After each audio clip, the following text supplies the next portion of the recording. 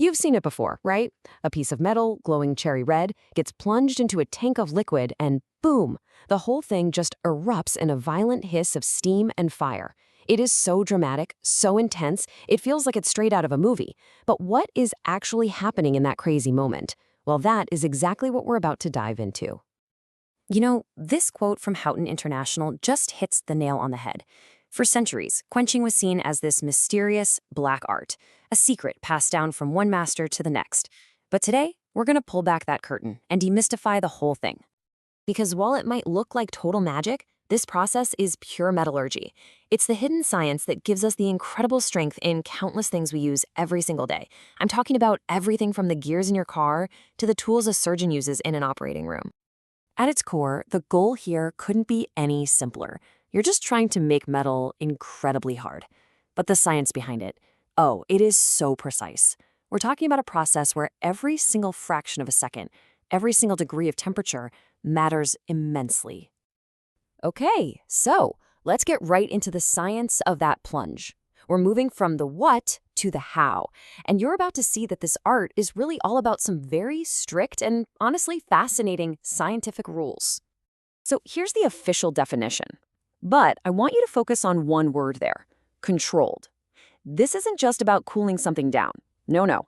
This is about pulling heat out at a very specific, calculated rate to literally change the metal's internal structure on an atomic level. And this is why that control is so important. See, if steel cools down slowly, its atoms get lazy. They arrange themselves into these soft, kind of weak structures called pearlite and bainite. But, and this is the whole point of quenching, if you cool it down crazy fast, you trap those atoms in a chaotic, super stressed crystal structure. And that structure has a name, martensite. Martensite is the hero of our story. It's what makes steel unbelievably hard and strong. So how do metallurgists figure out exactly how fast to cool the steel? Well, they have a rule book, or maybe a better word is a map, called a continuous cooling transformation diagram. Just think of it like a racetrack. The cooling path has to be so fast that it completely dodges the turns for pearlite and bainite. You gotta blast right past those soft zones to hit that martensite finish line. Now, that cooling race, that plunge, it isn't just one smooth event. It's more like a dramatic three-act play that happens in just a few seconds. And each act is absolutely critical for how the story ends. So let's break this drama down, act by act. So in Act 1, we have the vapor phase.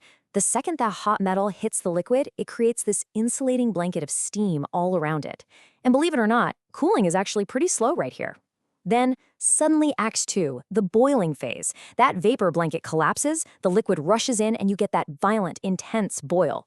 This is the main event. This is where heat is yanked out at the fastest possible rate. Finally, we get to Act 3, the convection phase. The metal's now cooled below the boiling point, so the boiling stops, and heat is just carried away much more gently. Of course, the liquid you plunge the metal into makes a huge difference. The choice of quenchant, or the potion, if we're sticking with that magic theme, is so important. And metallurgists have a whole toolbox of different options, each one for a very specific kind of job. Here's a quick look at the main players. You've got water, which is super fast, but gives you almost no control. That means you have a high risk of the part warping or even cracking. Then there's oil. It's a bit slower, much more controllable, but, it comes with a pretty big fire hazard. And then you have polymers. These are kind of the best of both worlds. They offer flexible, variable speeds and excellent control. Polymers have really become the modern workhorse in the world of quenching, and it's easy to see why. They get rid of that fire risk you have with oil, and by just changing the polymer concentration in the water, you can basically dial in the exact quenching speed you're looking for. This means less distortion and a much cleaner, safer process all around.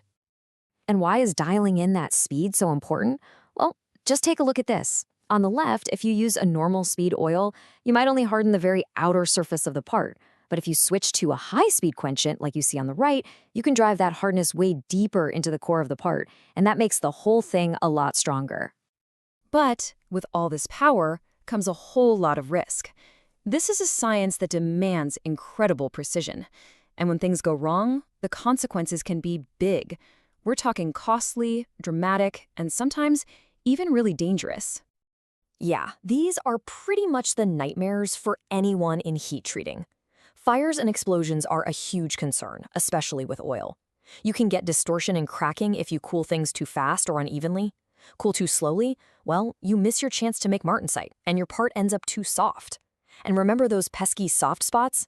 That can happen if that insulating vapor blanket from stage 1 sticks around too long on one section of the part.